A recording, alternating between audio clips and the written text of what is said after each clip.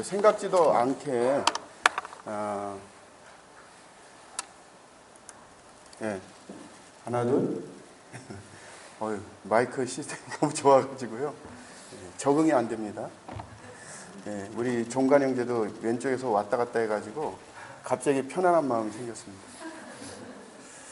초창기에는 우리 대구 강북교회에 그나마 이제 좀 자주 왔고, 또 우리 김대엽 형제님하고는 친분이 있어가지고 그래서 많은 교제도 하고, 뭐 지금도 뭐 멀리 떨어져 있지만, 그런데 김대엽 형제님이 굉장히 그 말씀에 대한 열정이 있으셔서 주님께서 지금까지 사역을 잘 감당하게 하시고, 또 형님을 통해서 계획하신 바 주님께서 또 사용하실 거라고 이렇게 생각을 하고 있습니다. 뭐 이런 자기 소개가 이제 우리 지역교회에서는 굉장히 익숙하지 않지만, 실제는 이제 제 주 전공은 구약학입니다. 구약학이고, 구약학으로 이제 박사학위를 받았고, 지금은 이제 성서학이라고 해서 그 비브리컬 스터디라고 하는 이 성서학, 다시 얘기해서 우리가 가지고 있는 성경이 그 당시에 어떤 의미였는가, 성경의 원래 의미를 찾는 학문을 이제 성서학이라고 하거든요. 그걸로 지금 또 박사학위를 하고 있습니다. 이제 내년부터 또 논문을 쓰려고 하는데, 제가 왜 이런 얘기를 하냐면요, 다니엘서 말씀을 잠깐 한번 먼저 찾아보겠습니다. 다니엘서 말씀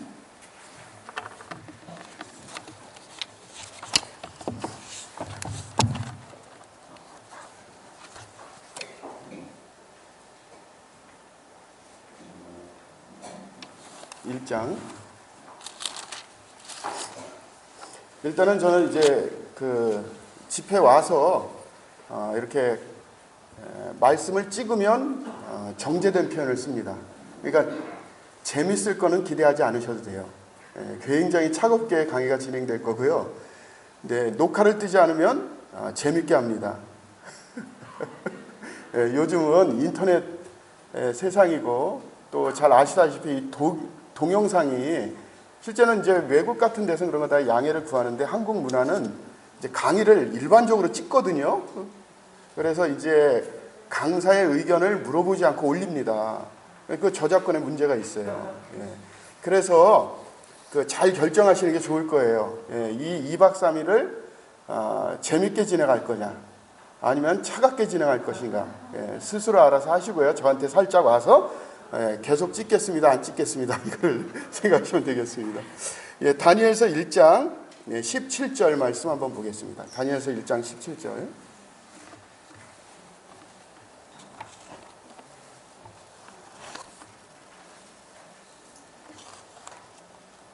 자, 같이 한번 읽어볼까요? 시작.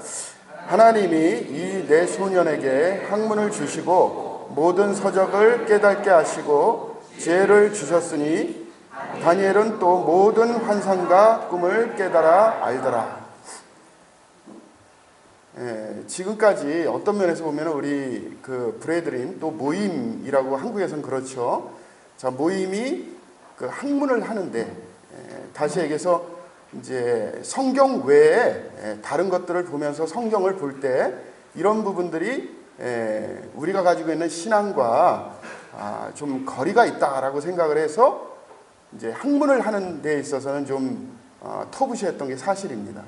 그런데 하나님께서는 학문을 정제시하지 않았다는 것입니다.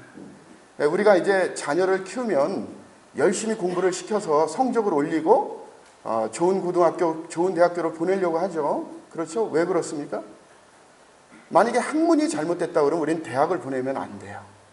그리고 고등학교도 보내면 안 되고, 중학교를 보내면 안 되고요, 초등학교도 보내면 안 됩니다. 이 학문이라고 하는 것은 진리는 아니에요. 그렇지만 보편성을 가지고 있는 것입니다. 보편성을 또한 다른 단어로 얘기를 하면 과학성이죠. 꼭 그러한 원리를 제공하지는 않지만 보편적으로 그 시대에 기본적인 원리를 제공을 해서 사람이 사람답게 살 수 있게 하는 게 바로 이 학문의 역할인데, 이런 학문을 우리가 접하게 됐을 때 실제는 뭐 경영학을 한다고 그래가지고 돈을 잘 벌지는 않잖아요. 부동산 학이라고 하는 학문을 하더라도 부동산 투자에 규제가 되는 건 아니죠. 그렇지만 이런 학문을 접하는 것은 보편적으로 이런 기본 원리에 입각해서 우리가 어떤 그 삶을 영위하게 됐을 때 보편성을 가지고 우리가 원하는 것에 가까이 갈 수 있다라고 하는 공감대가 있기 때문에 학문이라는 걸 접하는 거죠. 그렇죠? 근데 어느 순간에서부턴가 우리가 거듭나고 나면은 우리도 모르는 사이에 어떤 신앙이 자연스럽게 찾아오게 되는데, 그게 뭐냐면 성경만 봐야 된다라는 생각을 갖고 있는 거예요. 실제 우리는 성경만 볼 수는 없죠. 그렇죠? 이 캠프 기간이 끝나고 나서 우리 모치님들은 집에 돌아가셔서 당연히 드라마도 볼 것이고요. 그렇죠? 요즘 잘 보시는 드라마가 뭐예요? 안 보는 척 하지만 다 보잖아요. 그렇죠? 또 이렇게 돌리다 보면은 인생과 관련된 어떤 다큐멘터리라든가, 또 건강과 관련해서 내가 어려운 부분이 있다 그러면 그런 주제를 다루는 어떤 의학 프로그램이라든가 이런 거 다 접하게 되죠. 왜 그렇습니까? 진리가 아닌데 왜 그런 걸 접하게 되죠? 그러면서 우리는 그런 걸 접하면서 자연스럽게 거기에 매료돼요. 그러죠? 따라가야 될 것 같이 생각을 합니다. 우리는 주님 안에서 변하지 않고 말씀 가운데 온전히 산다고, 그리고 또 살고 싶다고 그렇게 하지만, 우리는 말씀 외에 실제는 너무나 많은 것, 너무나 다른 것들을 많이 접하고 선택하고 그거를 생각하면서 우리의 삶을 그렇게 살아가고 있다는 것을 우리가 분명히 이 시대에 살면서 아셔야 된다는 것입니다. 여기서 다니엘이 경험한 이 학문은 실제는 바벨론 학문이에요. 신기하죠? 유대 학문이 아닙니다.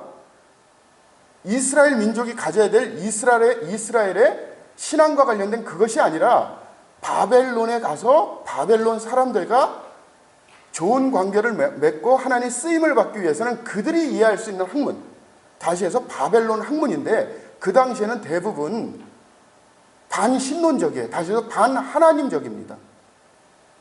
그럼에도 불구하고 여기 어떻게 되어 있습니까? 그런 것들을 깨닫게 하시기 위해서 지혜를 주시죠. 누가 주셨습니까? 하나님이 주시죠.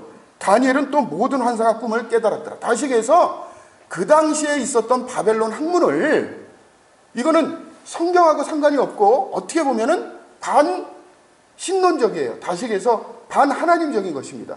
그런 걸 깨닫게 하시는 이유가 있죠. 그렇죠? 그 사회에서 필요한 사람이 되게 하기 위해서 하나님께서 그들이 보는 서적을 깨닫게 하셔서 많은 사람보다 더 잘할 수 있도록, 더 통찰력 있게 그걸 사용할 수 있도록 이렇게 하셨다는 것입니다. 다시 해서 우리가 믿고 있는 바에 있어서는 하나님 말씀만이 진리인 것입니다. 그렇죠?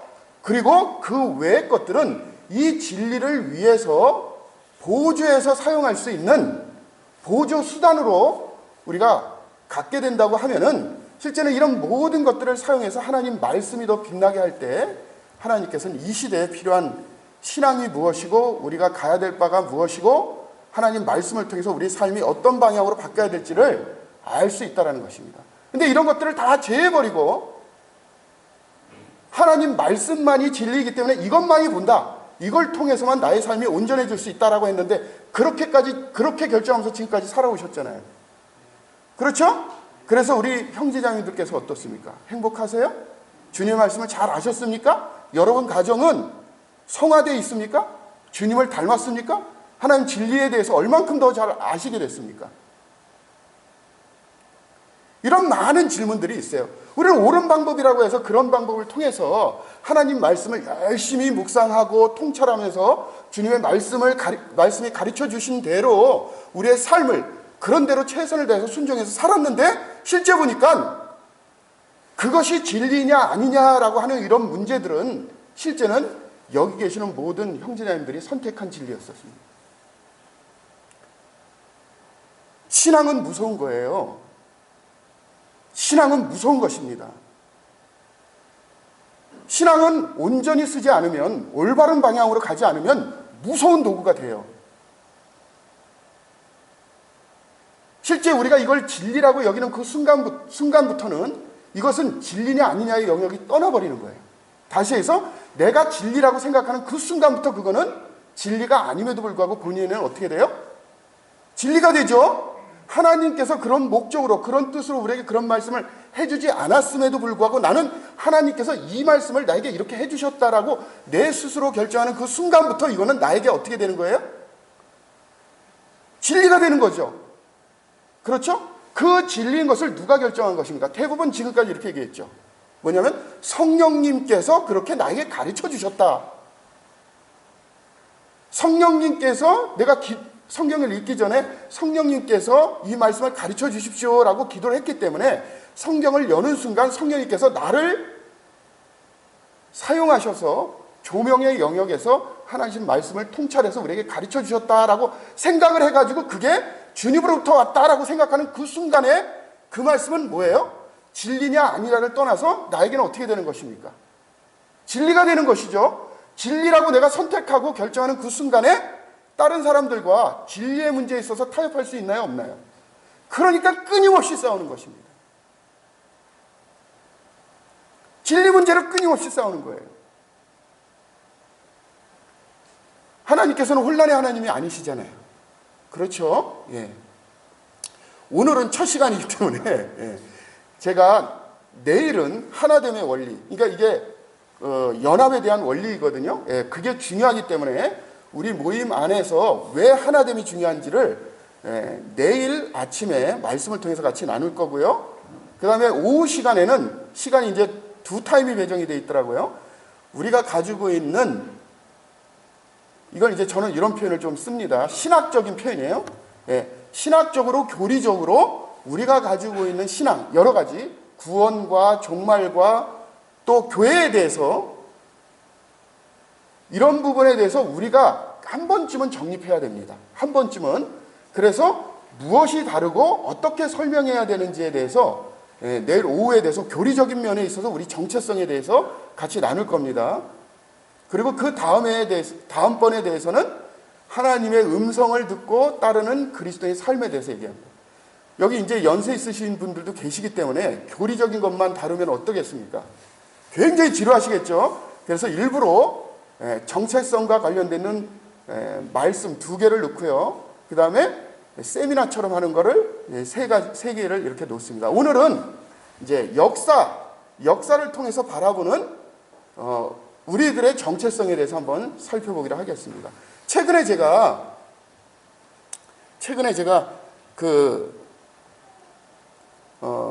제가 이제 연구소 활동을 하고 있는데요. 거기서 무디 성경 신학원이라고 있습니다. 미국에서 굉장히 유명하죠. 그죠? 아이언사이드 형제님도 거기서 일을 하셨고. 근데 여기에서 이제 조직신학 교수라고 있어요. 조직신학이라고 하는 거는 뭐냐면 교리 연구하는 학자입니다. 이 교리를 연구하는 조직신학 교수가 모임의 형제님이세요. 그래서 저희 연구소가 하려고 하는 게 뭐냐면 이제 우리 신앙을 한국 교계에 오해하지 않도록 잘 소개를 해야 되잖아요. 그래서 세계에서 활동하고 있는 이런 학자들을 초빙해서 저희가 심포지움을 요번에 처음으로 했습니다.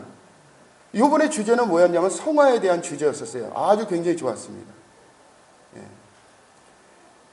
이분이 우리들에게 얘기하는 것이 있습니다. 그게 뭐냐면 우리 모임, 다시 해서 브레드리는 실제는 앞으로 우리가 가지고 있는 정체성 중에 하나가 뭐냐면 조금 이따 제가 말씀을 드리겠지만 뭐냐면 성경 연구거든요. 자, 우리가 성경을 연구한다라고 그렇게 표현을 하잖아요. 그죠? 성경을 본다, 성경을 연구한다. 자, 성경을 연구한다라고 했을 때 원리 원칙이 있을까요? 없을까요? 원리 원칙이 있겠죠? 근데 이 원리 원칙이라고 하는 것은 진리의 영역은 아니에요. 진리의 영역은 아닙니다. 학문의 영역이에요. 다시 해서 우리 모임은 학문에 대해서 오픈되어 있습니다. 학문에 대해서 오픈되어 있어요. 만약에 이 학문에 대해서 부정적인 관점을 갖게 된다 그러면 우리 모임 중에서도 이제 2종류의 모임이 있거든요. 하나는 폐쇄적인 게 있고 하나는 오픈되어 있는 모임이 있습니다. 근데 저는 된 모임이에요. 다시 해서 오픈 브레드린 소속입니다. 그러니까 저는 저의 정체성을 정확하게 밝히거든요. 그래서 제가 맨 처음에 굉장히 보수적인 데서 이제 신앙생활을 하다가 이제 성경을 좀 체계적으로 공부하고 싶어서 이제 미국에 있는 달라스라고 하는 신학교를 가려고 했는데 그때만 해도 신학에 대해서 굉장히 부정적이었습니다. 그래서 허락받지를 못했어요. 그래서 모임에서 있는 신학교가 있는지 학교가 있는지 알아보다 보니까 호주에 있었습니다. 그래서 호주로 가게 됐어요. 호주에 가서 제가 제일 먼저 충격을 받은 것 중에 하나가 뭐냐면 가서 성경학교에서 성경을 공부하는 데 있어서 제일 먼저 가르쳐주는 것 중에 하나가 뭐냐면 성경을 어떻게 보는지예요. 이걸 요즘 뭐라고 얘기하면 성경 해석학이라고 하는데 혹시 들어보셨나요? 네. 성경을 어떻게 해석하느냐에 대해서 가르쳐 주더라고요. 근데 성경을 어떻게 봐야 되는지에 대해서 이거를 일반적으로 성경을 어떻게 해석하느냐 이런 말인데 우리 모치님들 지루하시죠? 갑자기 이러니까 학학 이렇게 들어가니까 아직은 지루하지 않으신 것 같아요. 네. 제가 그것을 접하기 이전에는 항상 하나님의 모든 말씀은 성령님을 통해서 우리에게 가르쳐 주신다라는 생각을 가지고 호주에 갔는데 호주에서는 뭐냐면 성령의 조명의 영역이 있고 인간의 책임의 영역이 있는데 인간이 할 수 있는 최선을 다하게 됐을 때 성령님께서 우리가 할 수 없는 영역을 도와주신다 이렇게 표현을 하더라고요. 근데 그때는 맨 처음에 접하게 됐을 때 무슨 말인지 잘 몰랐습니다. 지금은 이제 알게 됐죠.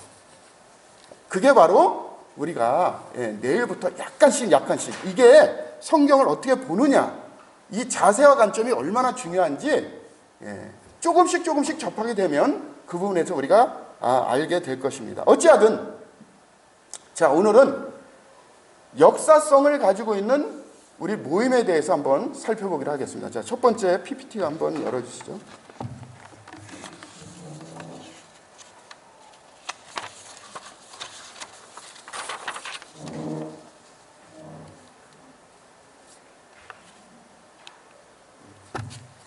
자, 우리가 이 역사를 배우는 것은 이러한 관점 때문에 배웁니다. 자, 우리가 누구인가를 아는 것이 중요합니다. 두 번째는 역사를 정확하게 알아야지 정체성이 확립이 됩니다. 셋째는 역사 없는 단체는 이단이라고 오해를 받습니다. 네 번째는 우리의 역사를 아는 것이 중요하고 뜻깊은 시간을 가질 수가 있습니다.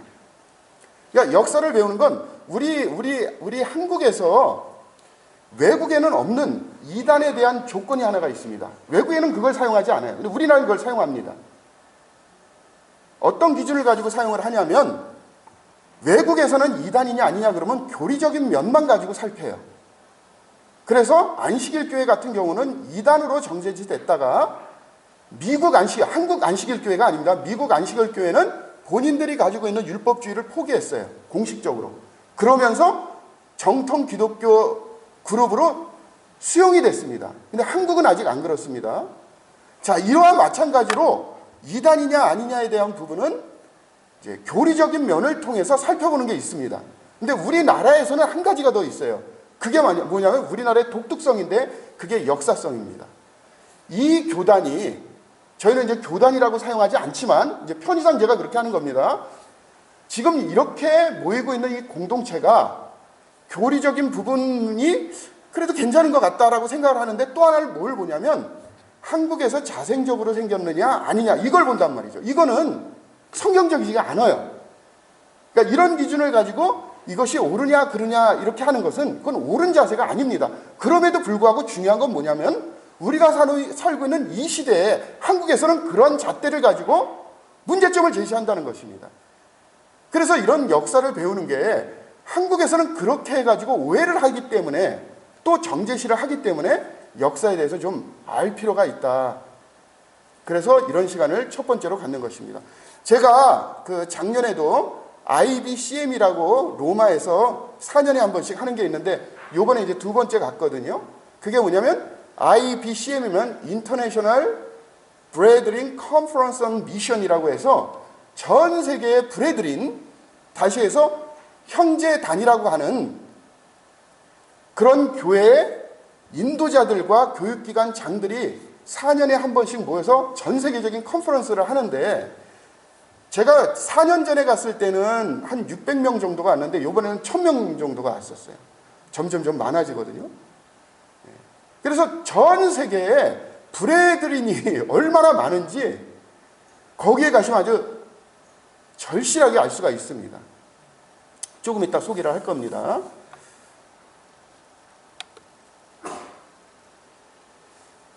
자, 이거는 내일 제가 또 설명을 할 거예요. 자, 우리는 교리적으로 봤을 때 여기서 이 교회의 시작은 우리 모임이 가지고 있는, 제가 모임이라고 할게요. 브레드린이라고 하지 않고 그냥 모임이라고 하겠습니다.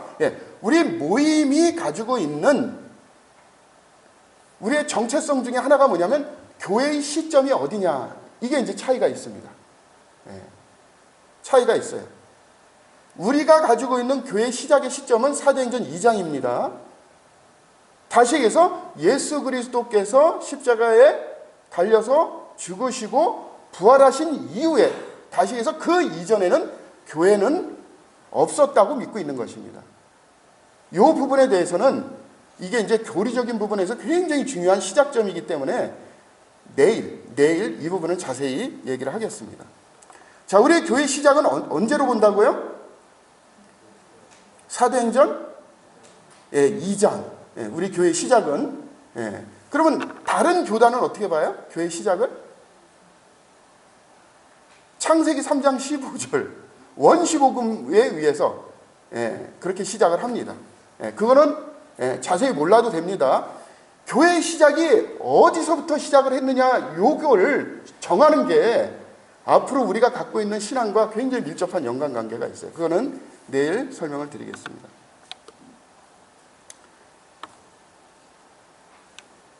자, 여기 보시면 여기가 이제 기존에 있는 많은 교단들이죠. 그죠? 이거를 일명 프로테스탄트라고 하고, 이 프로테스탄트라고 하는 거는 뭐 저항자, 반역자 이런 의미인데, 오늘날은 그런 의미로 쓰이는 게 아니라 그냥 신교의 의미로 쓰입니다. 어찌하든 이거는 카톨릭이 그렇게 붙인 거예요. 이렇게 생긴 게 있고, 그 다음에 1517년 종교개혁에 의해서 이렇게 갈리게 됐죠. 그렇죠? 그러니까 로마 카톨릭과 프로테스탄트가 이렇게 갈리는데, 우리 브레드린이 여기에 이렇게 속해져 있습니다. 여기에 속해져 있는 거예요. 자, 이런 설명은 안 할게요. 머리 아프니까.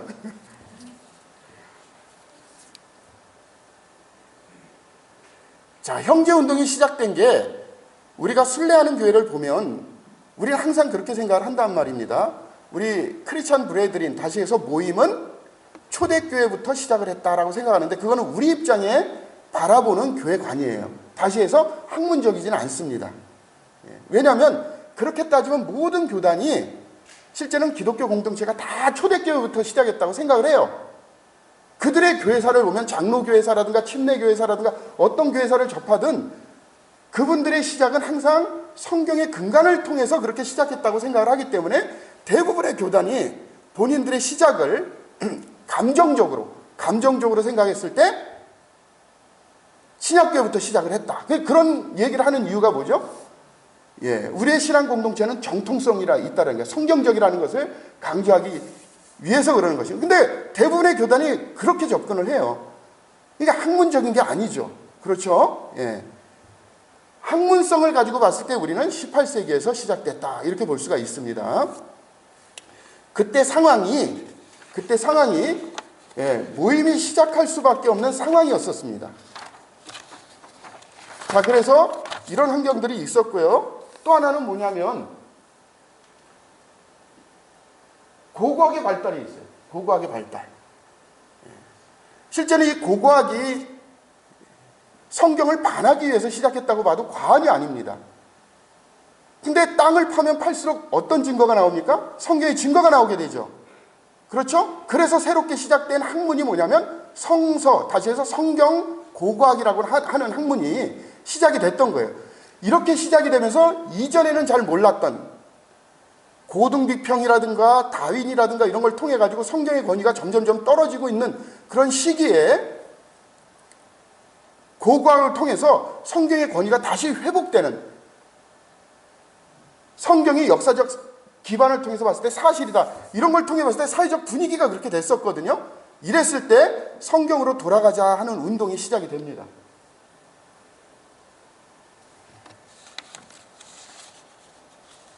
또 하나는 이제 산업혁명의 결과로 중산계층이 증가하고 뭐 이런 것들이 있었어요.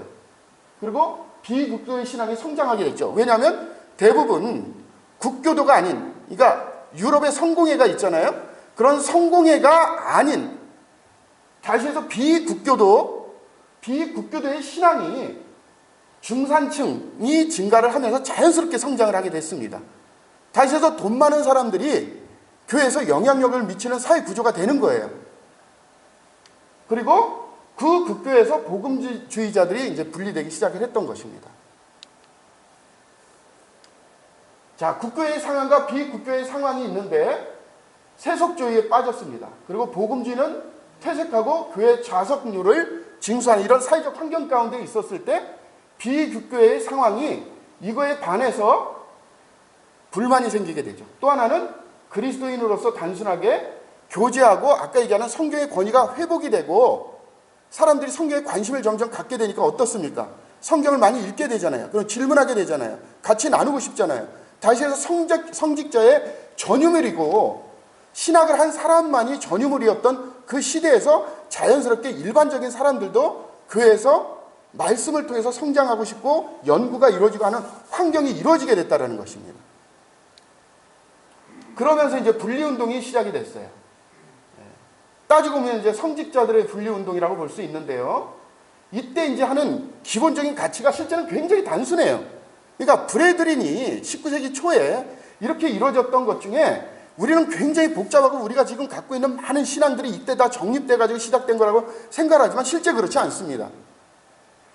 이건 시간이 지나면서 정립이 된 거고요. 이때 모였을 때는 뭐 침례교 배경이라든가 굉장히 많은 다양한 배경을 가지고 있는 많은 사람들이 성직화되어 있는, 다시 해서 화석화되어 있는 이런 교회 구조 가운데서 환멸을 느끼게 되거든요. 그래서 다시 성경으로 다시 돌아가자라고 하는 자연스러운 환경이 이때 시기에 마련이 되면서 이들은 이런 기치 안에서 신앙생활을 하게 됩니다. 매주 성만찬, 거듭난 그리스도인들의 침례, 그리고 비성직자주의, 그 다음에 성경으로 돌아가고자 하는 순수한 의도. 굉장히 단순하죠. 자, 한번 읽어볼까요? 신자들의 침례, 매주 성만찬, 비성직자주의, 성경으로 돌아가자. 이게 굉장히 단순한 원리예요. 자, 이런 단순한 원리가 지금 모임에서 지금까지 이렇게 실천되고 있나요? 실천되고 있나요? 네, 실천되고 있죠. 그렇죠? 굉장히 단순하기 때문에 그렇습니다. 실제 제가 밖에서 활동하면 저를 뭐라고 부르냐면 목사님이라고 다 부르죠. 외부에서는 저를 다 목사님이라고 불러요. 근데 제가 여기에 와서는 어떻게 되죠? 형제가 되죠. 그렇죠. 최근에 어떤 분이 이제 권사님이셨어요. 권사님이신 아주 노모치님이 저희 교회에 왔는데요. 이분이 한 4번째 왔는데 불만이 가득해요. 요번 주일날, 저번 주일날 저랑 상담을 했는데 이게 너무 이상하다는 거예요. 어떻게 목사님한테 형제라고 하는지 그게 너무 불만이 많다는 거예요. 본인으로서는 도저히 이해할 수가 없다는 것입니다. 어떻게 말씀을 전하시고 목회라는 목사님한테 목사님이라고 해야지 저분을 형제라고 하는지 여기 정말 이상하다고. 그래서 제가 뭐라고 설명했는지 아세요? 저는 목사가 맞습니다. 저는 목사가 맞는데 은사에 있어서 목사입니다. 그리고 저희 정체성은 뭐예요? 형제예요, 형제. 이해가 되셨죠? 예. 그러니까 저희는 이 목사를 은사로 봐요, 은사. 목회의 은사라고 봅니다. 근데 다른 데서는 뭐라고 보죠? 직분이라고 보는 거예요. 직분이라고. 그래서 이런 차이가 있는 것입니다. 이것도 내일 좀 설명을 드리겠습니다. 자, 이런 차이가 있습니다. 자, 그래서 밖에서 우리가 김대엽 형제님에 대해서 외부에서 소개를 할 때 어떻게 하셔야 됩니까? 목사님이라고 소개를 해야죠. 그렇죠? 교회에는 목사가 있어야 됩니다. 교회의 필수 요소가 있어요. 목사예요, 목사. 그래서 사도행전에 보면은 2차 전도 여행인가요? 갔다 와서 어떻습니까? 바로 개척한 그 교회에 돌아갔다가 다시 돌아와서 어떻게 해요? 감독을 먼저 세우잖아요. 그러면 개척한 지 얼마 안 됐어요. 제가 보기에는 시간적으로 따지면 일주일도 안 된 교회에 떠나기 전에 생각하니까 장로를 안 세웠단 말이죠. 그러니까 장로를 세우고 다시 갑니다. 이해가 되셨죠? 교회 필수 요소는 장로란 말입니다. 다시 해서 목회자예요. 우리는 장로와 목회자와 감독과 이걸 다 같은 의미로 사용을 하죠. 그렇죠? 예. 그래서 어찌하든 저희 교회는 목사님이 없습니다라고 하면 어때요? 다른 사람들이 볼 때. 교회라고 봐요? 안 봐요? 평신도로만 이어지는 교회랑은 있을 수가 없어요. 어떻게 그럴 수가 있습니까? 질서의 하나님께서. 그렇죠? 모든 시작, 다시 공동체가 세워지면 거기에 리더가 있는 것입니다. 그걸 교회에서는 장로라고 하고 또는 그 장로를 일반 기성교회에서는 목사라고 하는 거예요.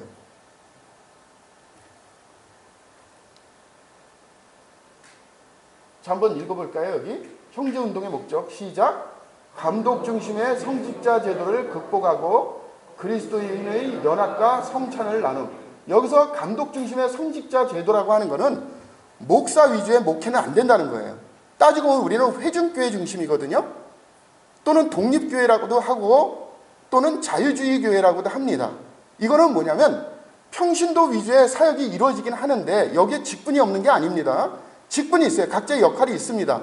그렇다 할지라도 목사 위주, 다시해서 목사에 의해서 모든 사역이 이루어지지는 않는다는 거예요. 자, 그래서 감독 중심의 성직자 제도를 극복을 하는 것입니다. 은사대로 섬기는 거예요. 그러니까 목사의 은사는 목사의 은사대로 섬기는 것입니다. 그렇죠? 섬기는 자, 다스리는 자 다 있죠? 자, 은사대로 섬기는 것입니다. 그리고 초대교회 순수한 신앙으로 돌아가야 되고 성경 말씀보다 우선하는 권위, 전통, 형식 배제하고 성령의 역사를 중요시하는 예배 형식. 이게 바로 우리가 가지고 있는 정체성 중에 하나입니다. 자, 여기서 시작을 했고요. 예. 대표적인 장소가 영국의 더블린, 브리스톨,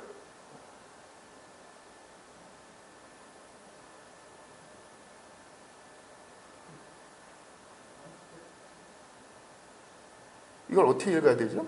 그러니까 반스테폴이라고 저는 알았는데 이걸 이렇게 읽을 수 있나요? 자, 플리머스 이렇게 네 지역이 중심입니다. 네 지역이 중심이고요. 그때 당시에 활동했던 초창기 지도자들이에요.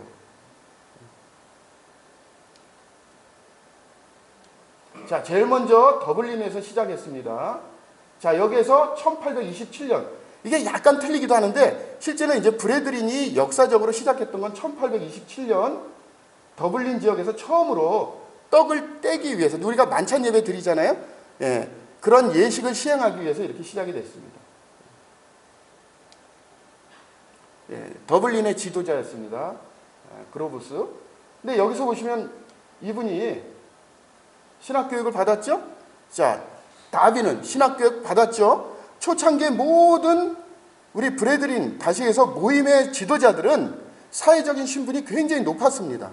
변호사, 법률가, 의사, 귀족, 군 장성 굉장히 많았었어요. 근데 그 당시는 우리로 따지면 조선시대와 같은 시대였는데 신분이 분명히 있었던 그 시기에 사회적으로 저명한 인사들이 예수 그리스도를 믿고 어떻습니까? 사회로 그냥 내려오게 되죠. 다시 해서 조선시대로 따지면 선비들이 평민들과 교제하기 시작한 겁니다. 그러니 얼마나 큰 충격이 있겠습니까? 그렇죠? 존경의 대상이겠죠? 예, 이런 특징을 갖고 있었어요. 그러니까 초창기에는 맨 처음에 우리가 봤을 때 우리 이제 브래드리는 뭐냐면 반학문주의, 반지성주의 경향이 좀 있거든요. 그게 뭐냐면 하나님 말씀만 봐야 된다라고 생각하는데 실제 본인도 그렇게 못해요. 하나님 말씀만 봐야 된다라고 얘기하시는 분이 실제는 어떤 일이 있어서 그분의 서재를 갔더니 책이 너무 많더라고요. 그거 한두 번 본 게 아니에요. 근데 반지성주의라는 게 결국 뭐냐면 하나님 말씀이 가장 중요하고 하나님 말씀만이 진리라는 걸 강조하다 보니까 반작용으로 그렇게 나오지만 실제는 우리가 학문을 경시하거나 그렇지 않습니다. 초창기 모든 거의 대부분의 지도자들은 체계적인 성경 공부를 했고요. 많은 사람들이 그랬습니다. 신학교를 나오지 않는다 하더라도 교회 가운데서 신학교 수준의 교육을 받았습니다. 그래서 직접적인 활동을 다 했었어요. 자, 이때 시대에 브래드린이 굉장히 빠른 속도로 부흥을 할 수 있었던 가장 큰 이유 중에 하나가 뭐냐면 이때 시대에는 뭐냐면 문맹률이 굉장히 심했거든요. 그리고 또 하나는 뭐냐면 많은 사람들이 글을 읽는다 하더라도 글을 쓸 수가 없었어요. 근데 이분들은 많이 배웠잖아요. 저명인사잖아요. 그래서 이분들이 그 당시에는 일반적인 어떤 기독교에 나와 있는 어떤 그런 문화가 아니었음에도 불구하고 이분들이 굉장히 많은 주제를 가지고 글을 쓰고 또 잡지에 내고 하면서 많이 보급시키기 시작합니다. 그래서 이 당시에 많은 사람들이 그런 책과 글을 읽고 실제는 브래드린 교회에 많이 들어오게 됐었습니다. 크로니고요. 자, 뭐 이분은 이제 유명한 다비인데 실제는 저는 이제 이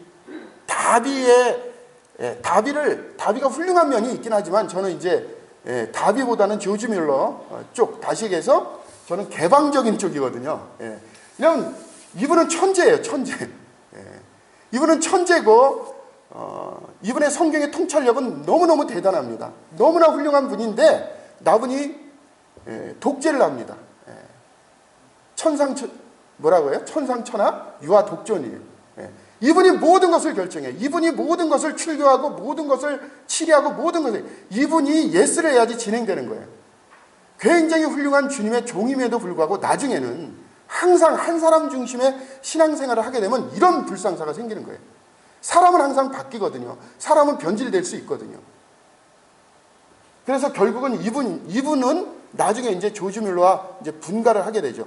즉 조지 뮬러와 다비가 갈라지면서 생기게 된 게 제가 속해져 있는 이제 오픈 브래드린의 입장이고 이분은 이제 익스크루시브 쪽에 베타적인 거죠. 근데 어찌하든 상당히 많은 영향을 미쳤던 학자입니다.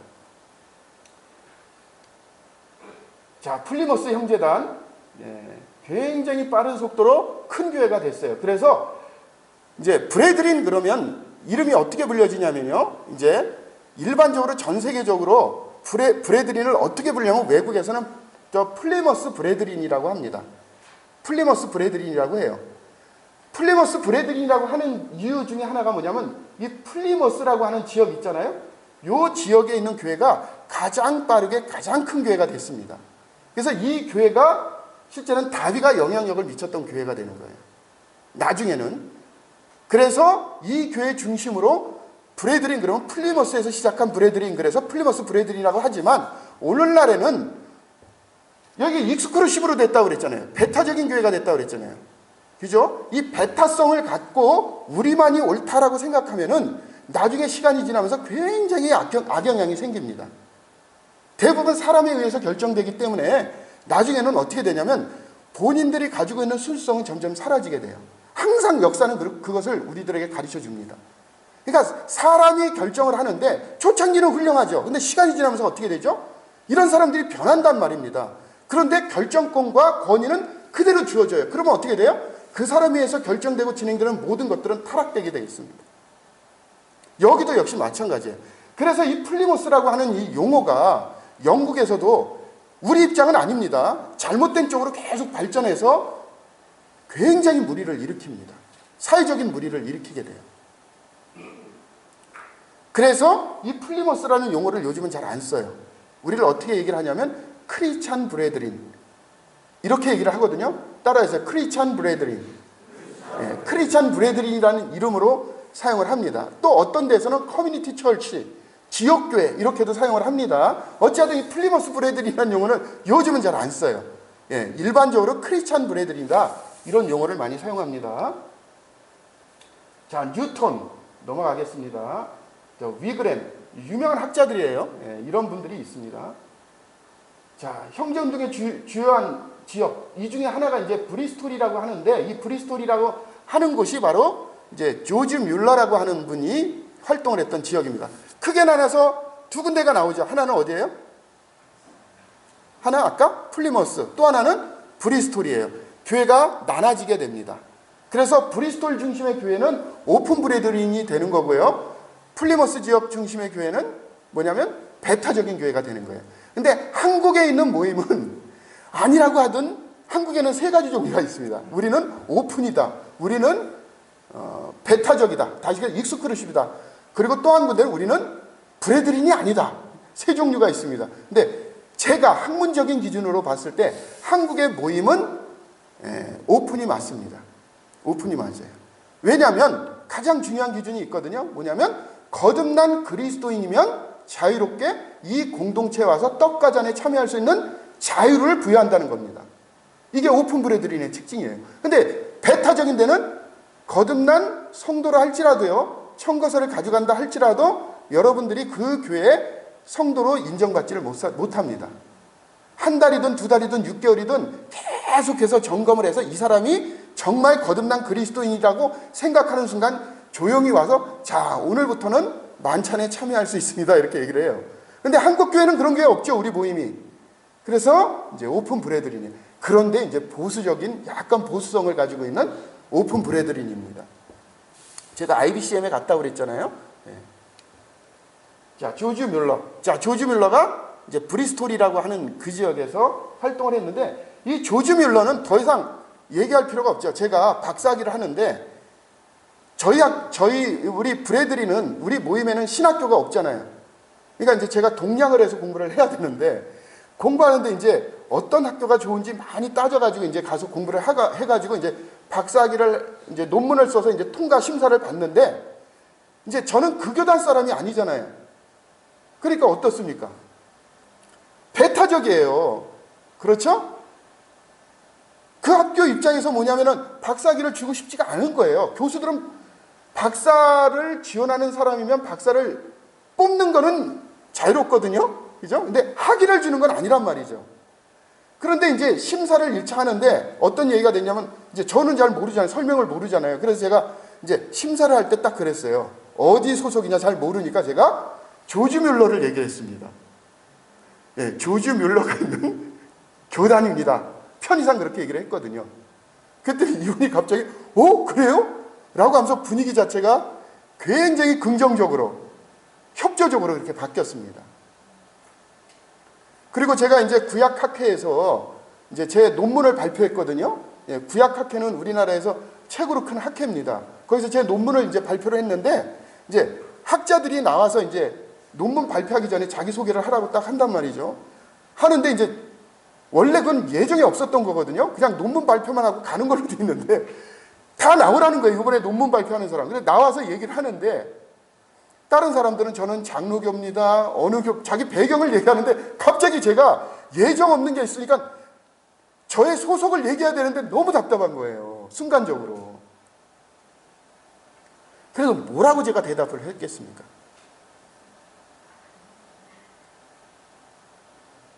왜 저를 봐요? 질문을 했는데. 일단은 크리스찬 브레드린이라고 했어요. 일단 영어를 하면은 이게 뭐지? 이러잖아요. 그죠? 예, 크리스찬 브레드린이라고 했습니다. 그리고 두 번째는 뭐냐면 조지 뮬러는 교계에 많이 알려져 있지만 이제 FF 브루스가 있어요. 학자로. 다시 해서 전 세계의 신학계의 복음주의 계열, 다시 해서 성경을 최고의 권위로 여기고 있는 그런 신학을 가지고 있는 그런 신앙 공동체의 막대한 영역. 다시 해서 100% 성경이 하나님 말씀이라고 하는 이런 변증 성서학자 중에 FF 브루스가 있거든요. 좀 이따 나올 텐데 FF 브루스가 섬겼던 교단입니다 라고 했더니 갑자기 분위기가 바뀌었어요. 더 이상 질문하지 않습니다. 자, 크레이그, 이런 분들 다 신학을 다 했던 분들이에요. 주요죠. 자, 로버트 체프만. 자, 이분은 뭐 아시는 분은 아시겠지만 그리스도를 전하는 사람은 많으나 그리스도를 살아내는 사람은 많지 않다. 이분은 살아있는 성자다. 이렇게 할 정도로 삶 자체가 그 당시에 살아있는 성자로 여겨질 정도로 아주 굉장히 훌륭한 삶을 살았던 그런 분입니다. 로버트 체프만 굉장히 유명하거든요. 자, 두 군데. 자, 이게 이제 플리모스와 브리스톨. 이게 이렇게 구분된다고 그랬잖아요. 자, 이쪽은 교리적이고 분리주의적이에요. 그러니까 배타적으로 바뀌는 것이고, 자, 이거는 기존 교회의 상태를 인정하면서 성경적인 원리를 적용하는 데요. 자, 이렇게 바뀝니다. 여기를 오픈 브레드린이라고 하고, 여기를 익스클루시브 브레드린, 다시 해서 베타직 브레드린이라고 합니다. 근데 우리의 교단은 교단이래요. 우리는 여기에 속해져 있어요. 자, 이건 넘어가겠습니다. 뭐 이런 많은 일들이 실제 있었고요. 자, 익스클루시브와 오픈은 이렇게 두 방향으로 이렇게 진행이 됩니다.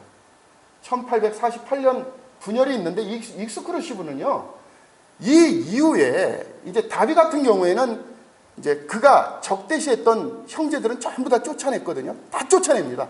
자기가 얘기하는 것에 대해서 반하면 다 쫓아냅니다. 자, 그렇다 보니까 어떻게 돼요? 이분이 이제 거의 세상을 떠날 때쯤 되면 네임덕이 발생하잖아요. 그 다음부터 이제 이분 중심으로 모였던 이 베타적인 공동체가 점점점 문제를 일으키기 시작합니다. 그래서 거기에서 또 갈려나가고 끊임없이 분열이 일어나요. 근데 이 오픈은 그렇지 않습니다.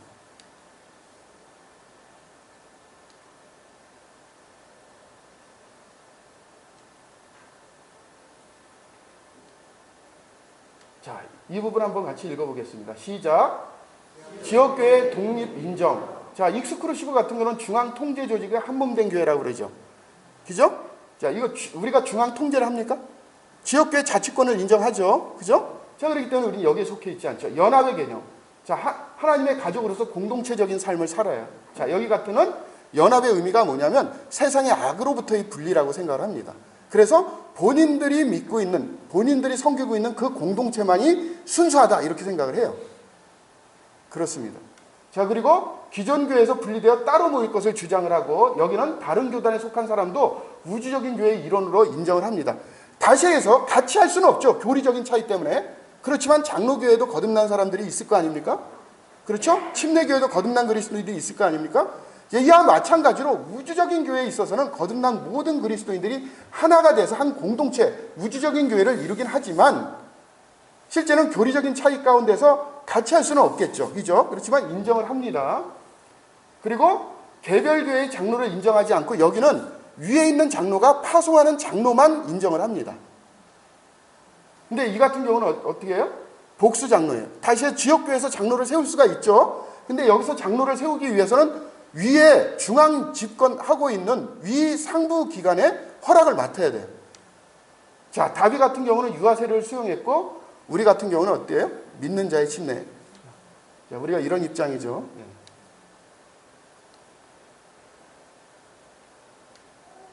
자, 이게 이제 전 세계에 있는 2019년에 있는 전 세계에 있는 브레드린의 숫자입니다. 자, 브레드린 교회. 자, 이거 한번 읽어볼까? 이게 이제 내일 다 할 건데요. 자, 회심주의, 활동주의, 성서주의, 십자가 중심주의를 따르는 그리스도인이 이제 우리 브레드린 교회의 굉장히 큰 신학적인 특징인데, 자, 세대주의의 성격이 있습니다. 세대주의 성격이 있는데 이걸 좀 오해하고 있습니다. 제가 내일 자세히 좀 설명을 할 거예요. 그 다음에 다비의 세대주의적 교회로는 기존 교회 인정을 안 해. 다비는 그렇다는 것입니다. 개방적 브레드린은 기존 교회를 인정을 합니다. 기존 교회를 인정을 합니다. 자, 실행적인 특징이 있어요. 자, 믿는 자의 특징, 침례. 자, 이거는 구원의 본질이 아니라 믿음의 표현이죠. 자, 두 번째는 주의 만찬, 비성직주의, 연합의 원리. 이것이 우리가 가지고 있는 특징입니다. 자, 경건의 특징, 성경을 굉장히 강조하고요. 그 다음에 믿음으로 공급받는 삶, 그 다음에 이타적인 삶, 남을 위하는 삶. 자, 이 부분에 대해서는 초창기 우리가 가지고 있는 그 실행적인 특징이 지금까지도 있나요, 없나요? 아까 이제 교리적인 부분에 있어서는 그대로 유지되는 것 같은데 이 부분은 조금 어떻습니까? 믿음으로만 공급받는 삶을 지금 살고 있나요? 그 다음에 이타적인 삶, 다시해서 다른 사람의 입장에서 생각하는 그런 삶을 사나요? 아니면 이기적인 신앙생활을 하나요? 자, 이거는 실제 오늘날 우리가 생각을 해봐야 될 상황입니다. 그 다음에 성경을 읽고 연구하는 거. 자, 매일같이 성경을 읽으면서 연구하는 삶을 살고 있나요? 이거는 좀 생각해 봐야 되겠죠. 그죠? 자, 조지 밀러. 너무나 잘 알고 있는 분입니다. 전 세계에서 존경하고 있는 분이죠. 뭐 죄짐 맡은 우리 구주. 이것도 잘 아시죠? 예. 이것도 이제 모임의 형제님이시고요. 에릭 사워, 뭐 생명의 말씀사에서 출간한 많은 책들이 이분의 책입니다. 에릭 사워, 이분의 책이 있고, 이 책은 지금 나오나요? 절판이 됐나요? 뭐 세계 속의 여명, 십자가의 승리, 이런 책은 꼭 사가지고 보시면 굉장히 좋습니다. 바인, 제가 신학을 하면서 깜짝 놀란 게 바인, 이거는 어느 신학교도 다 보는 책인데요. 바로 이 모임의 형제님이 쓴 책이더라고요. 저는 몰랐어요, 실제는. 그러니까 나중에 보니까 이분 책이더라고요. 아이언사이드. 자, 이분 같은 경우는 뭐 피튼 컬리지, 뭐 밥 존스, 무디, 달라스 이런 데서 이제 강의도 하시고 하면서 굉장히 많이 알려져 있는 아이언사이드 형제님이시죠. 그 다음에 에페프 브루스, 아까 제가 말씀한 성사학자고요. 자, 이런 분들이 있고요. 자, 선교사 중에 많이 알려진 분, 이분이 이제 짐 엘리엇이라고 하는 분, 이분도 많이 알려졌죠. 자, 브루스는 많은 수의 초교파적 복음주의 단체들에 대하여 그들이 미친 영향은 예상보다 훨씬 더 크다. 로돈 같은 경우는 형제단의 공헌은 그들의 숫자의 비례를 넘어섰다. 그들은 성경이 지속적인 비난을 받고 있는 동안에도 성경의 권위를 지켜냈다. 형제단에 속한 많은 성도가 초교파적인 기관에서 지도적인 위치에 있었다. 이분은 이제 간추린 교회사 쓰신 분이죠. 초대교회로 돌아가는 것이 형제운동의 중심 사상이었고 성경의 모든 기본적인 교훈을 옹호하였다. 성서 중심적이었으며 하나님 말씀에 친근한 학도들. 이분은 모임분들이 아니에요. 이분들은 일반적으로 책을 쓰는 분들이거든요. 그분들이 쓴 책, 다시 얘기해서 교회사, 이분들이 쓴 책 가운데서 이제 브레드린에 대해서 언급한 내용들입니다. 자, 이분도, 이것도 이제 간추린 교회사거든요. 자, 여기에서 브레드린은 교회가 성령에 의해서 인도되어야 하며 참된 그리스도인은 모두가 제사장임을 강조하였고 특히 그리스도의 재림교회를 강조하였다. 오늘날 브레드린은 전혀 오류가 없는 성경에 기초한 단순한 신앙을 가진 살아있는 힘이다. 자, 이런 얘기를 하는 게 뭐냐면은 오늘날 실제는 이제 개혁주의, 다시 해서 장로교 분들이 실제는 우리 브레든뿐만 아니라 이제 한국에 있는 많은 신앙 공동체가 있잖아요. 그죠? 교단이 있는데 대부분 본인들의 정체성에 대해서 굉장히 큰 갈등을 갖고 있습니다. 우리만 그러는 게 아니에요. 특히 이제 개혁주의 쪽 있잖아요. 장로교를 중심으로 한 개혁주의 쪽의 분들이 본인들이 가지고 있는 이전에 자기 선배들이 물려줬던 그런 순수한 신앙, 본인들은 그렇게 생각하죠. 그렇게 믿고 있는 그런 신앙에서 점점 벗어나니까 어떤 얘기를 하냐면 우리가 그 신앙, 다시 해서 종교개혁 때 선배들이 하나님 말씀을 통해서 알게 된 굉장히 단순한 신앙 원리를 다시 회복해야 된다라고 해서 한 게 있는데 그 중에 하나가 뭐냐면 켈빈이 매주 만찬을 시행하지 않는 교회는 사단에 속한 교회다. 본인이 기독교 강요에 그렇게 썼거든요. 근데 요즘 기성교에서 매주 만찬을 참여하나요? 안 하나요? 안 하잖아요. 그래서 다시 매주 만찬으로 돌아가야 된다라고 하는 심포지움을 갖더라고요. 근데 우리는 지금 계속 해왔잖아요. 그렇죠? 자, 그런데 우리는 계속 해오는 과정 가운데서 어떤 부작용이 생기냐면 화석화되는 부작용이 생깁니다. 형식주의에 빠진다는 것입니다. 근데 만찬은 그런 게 아니거든요. 만찬은 제가 배운 원리로는 매일같이 새로워야 됩니다. 만찬을 통해서 접하게 됐을 때 우리는 새로움을 경험해야 돼요. 새로운 하나님의 은혜를 경험해야 되는데 맨날 읽은 성경 본문, 맨날 부르는 찬양, 그리고 거의 했던 그 기도, 새로움이 없는 거죠. 제가 호주에 갔을 때 그 닥터던 할아버지께서 그 형제님이 지금 이제 90세 넘어서 이제 주님 나라 가셨지만 이분이 저한테 제안한 게 있으세요. 그 형제님이 어떤 순간부터는 한순간도 똑같은 기도하지 않기, 똑같은 성경 말씀을 가지고 하지 않기, 그걸 계속해서 돌아가실 때까지 지키셨다는 거예요. 얼마나 새롭습니까? 이 만찬 굉장히 중요하거든요. 신앙의 회복과 새 언약이 그걸 통해서 우리 교회 가운데 전가된 것이기 때문에 거듭난 그리스도인이 만찬을 통해서 회복을 경험하지 않으면 교회에서 많은 역할을 잃어버리게 되는 겁니다. 우리 브레드린의 시작은 뭐냐면 만찬에 있습니다. 만찬. 자, 땡큐인데 이걸 끝날 줄 알았죠? 하나 더 있어요. 빨리 지나갈 겁니다. 아직 시간이 좀 남아 있어가지고 제가 이제 8분 안에 마치겠습니다. 8분 안에.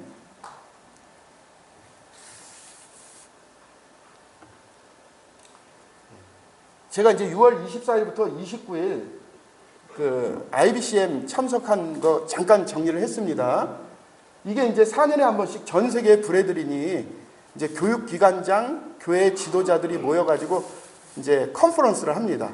6일 동안 컨퍼런스를 하는데,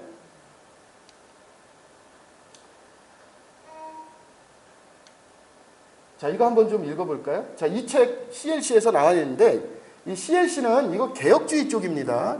이 개혁주의 쪽에서 우리를 비판하죠. 그죠? 비판함에도 불구하고 본인들이 번역한 이 책에 이렇게 되어 있어요. 자, 한번 같이 읽어볼까요? 아마 다들 놀랍게도 1960년에 1970년대에 보수 복음주의가 얻은 성경에 대한 새로운 지적 확신은 한때 그 특징이 전적으로 근본주의적인 것으로 간주된 한 집단 덕에 얻을 수 있어. 즉 기독교 형제단의 빈짓이 어마어마하다. 자, 크리스천 브래드리는 하나님 말씀 중심에 있어서 어떻게 신앙생활을 해야 되고 성경을 어떻게 봐야 되는지 철저히 삶 가운데 적용하는 삶을 살았기 때문에 이런 평가를 역사적으로 받게 되는 것입니다. 로더는 특히 교회의 일치와 재조직의 시대에 형제단위 동원과 경험은 그들의 수와 비교할 때 뛰어난 것이었다. 그들은 성경이 계속 비난의 세례를 받을 때 변함없이 성경의 권위를 보선. 그래서 브래드리는 살아도 성경, 죽어도 성경이에요.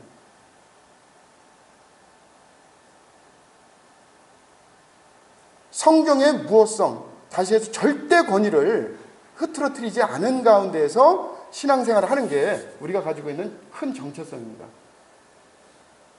자, 뭐 IVP라고 이제 한국 교계에 많이 알려져 있죠, 그죠? 자, 여기에서 이 더글러스 존스, 이분도 많이 알려진 분이신데, 자, 이런 운동을 다 했습니다. 성서 유년, 뭐 존 스토트, 마이클 그리피스 다 전 세계의 기독교에 영향력을 미쳤던 분들이죠, 그죠? FF 브루스. 자, 빌리 그레함은 복음주의 성경학자들은 언제나 형제단에 속한 소들의 우유를 얻어 마셨다.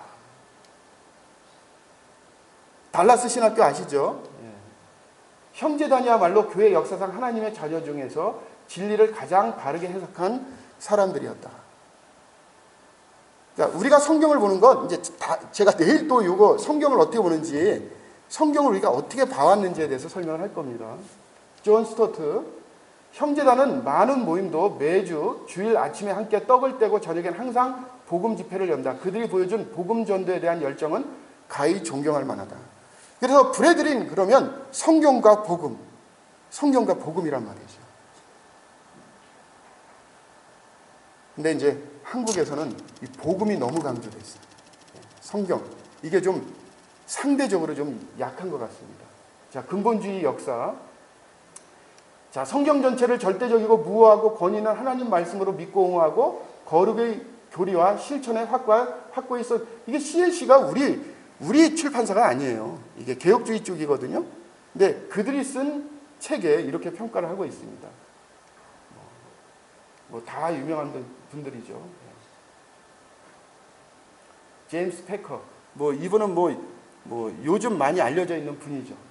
자, 이분은 모든 그리스도인은 누구나 사역으로 부르심을 받았다. 누구나 일종 섬기는 역할을 담당하도록 하나님이 구비시켰다. 우리는 이미 2000년 전에 바울이 쓴 내용을 이제야 깨닫기 시작한 셈이다.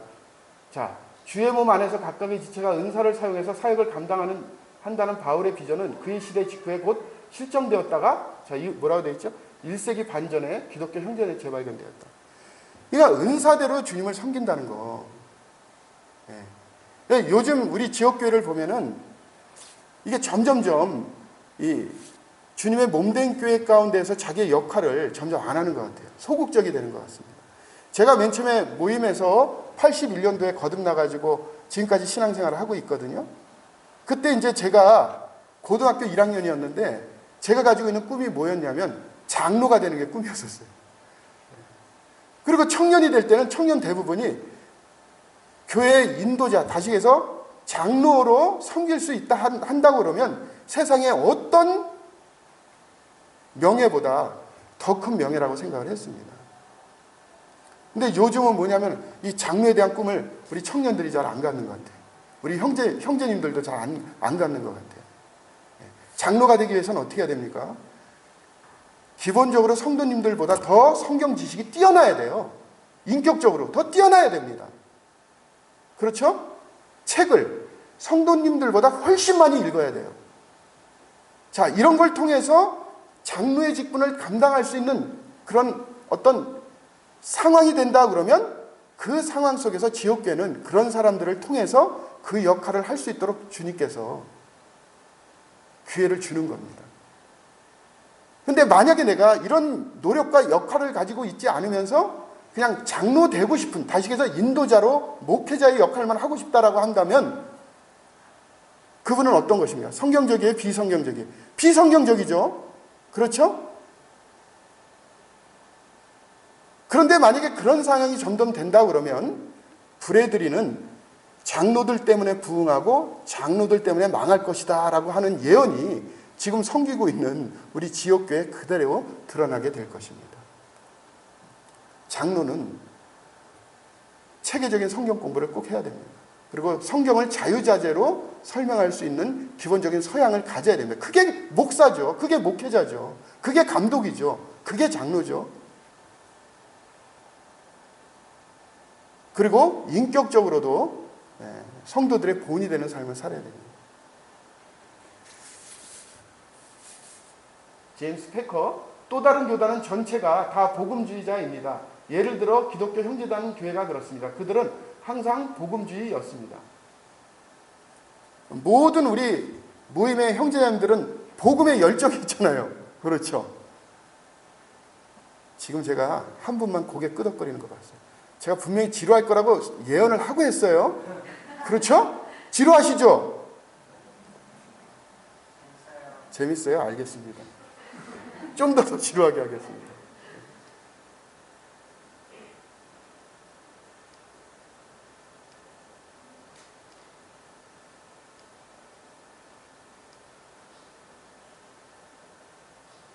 뭐 이런 많은 사람들이 있습니다. 아까도 봤고요. 이제 요 분만 제가 설명을 하고 마치겠습니다.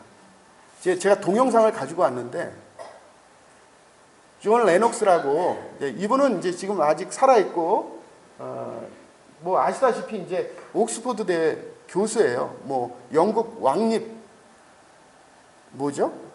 왕립학회의 정회원이기도 하고요. 요번에 제가 이제 IBCM에 갔을 때 이분을 만났습니다. 만났고 이분이 이제 주 강사였는데 이분은 현재 우리 한국 교계에도 너무나 잘 알려져 있어요. 근데 이분이 불애들인 걸 누구도 모르죠. 누구도 몰라요. 근데 이분이 성경의 유일무이한 권위를 고수하면서 100% 성경이 하나님 말씀인가를 전하는 변증학자입니다. 리차드 더킨스라고 신은 죽었다라고 하는, 다식에서 진화론자의 아버지라고 하는, 이 사람은 아예 차에 광고를 해요. 신은 없다 이렇게 합니다. 이 사람 때문에 전 세계 막대한 젊은이들이, 굉장히 많은 젊은이들이 하나님을 떠나는 거예요. 너무나 천재와 같은 사람이니까 그의 논리에 다 설득을 당해요. 그의 책을 읽으면 진짜 신이 없다고 느껴지는 거야. 근데 BBC 유명하잖아요. 그죠? 거기에서 리차드 더킨스하고 존 레녹스는 기독교 대표, 이 사람은 진화론의 대표 해서 거기서 디베이스를 했습니다. 물론 결론은 나지 않죠. 그렇지만 대부분 사람들이 너무나 훌륭하게 변증을 했어요. 너무나 훌륭하게 변증을 했습니다. 바로 이 존 레녹스라고 하는 이 형제님이 브래드린 가운데서 아직까지 전 세계에 영향을 미치고 있는 훌륭한 분이십니다. 뭐 지금 제가 얘기한 이게 이제 리차드 다킨스거든요. 실제 보니까 우리도 몰랐는데 이분의 책이 한국에 많이 소개가 되어 있더라고요. 우리도 몰랐어요. 우리도. 제가 내일 잠깐 이분이 어떻게 해서 변증을 하는지 그거 한번 동영상을 한번 보여드리겠습니다. 자, 이런 게 있었습니다. 자, 여기에 국제 수양회 이분이 메인 강사셨거든요. 모임의 형제님이시기 때문에. 그래서 제가 같이 이제 사진을 찍어야지 제가 그분을 만나고 왔는지 안 왔는지 아시니까 제가 사진을 같이 찍고 이렇게 왔는데, 근데 유일무이한 사진입니다. 저분이 사진을 안 찍어줘요. 근데 딱 그 시간에 제가 익스큐즈 하니까 찍어준다 그러는데 저도 믿겨지지가 않더라고요. 왜냐하면 한 명이 딱 사진을 찍는 순간 그 다음 줄 서거든요. 진행이 되질 않아요. 그래서 아예 애초부터 사진을 못 찍습니다라고 했는데, 제가 그날 비행기 편이 좀 잘 안 맞아가지고 어쨌든 좀 늦게 갔습니다. 근데 강의가 시작됐어요. 근데 그 소리를 제가 못 들었어요. 그래서 저는 용기 있게 갔는데, 이분이 대부분 모든 사람들이 다 사진 찍자 그러면 전부 뭐냐면 노 그래요. 노 그랬는데 이상하게 그때 찍어주더라고요. 그래서 제가 하나 이렇게 남겨왔습니다. 이것으로 오늘 집회를 마치겠습니다. 제가 실제는 그 대학원에서 이제 어쩌면 처음이죠. 대학원, 신학대학원에서 형제운동사라고 하는 과목을 가지고 2학점으로 과목을 개설해서 작년에 한번 가르쳤습니다. 그러니까 처음이죠. 대부분 이제 교회사, 침례교회사, 장로교회사